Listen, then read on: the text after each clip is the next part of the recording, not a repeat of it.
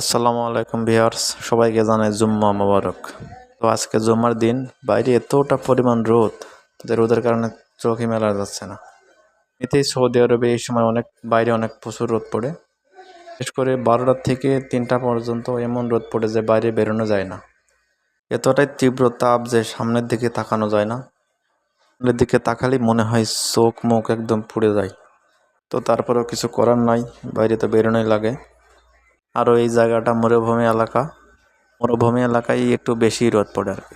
তো আপনারা দেখতেই পারছেন সামনে পুরোটাই মরুভূমি, আশপাশে কোনো বাড়িও নেই। তো এখান থেকে আর কি আমাদের যাওয়া লাগে মসজিদে, অনেকটাই পথ, প্রায় 20 মিনিট হাঁটার পরে তারপরে মসজিদে যাওয়া লাগে। তো মসজিদের কাছাকাছি চলে আসছি, ওইটার সামনেই এটাই মসজিদ।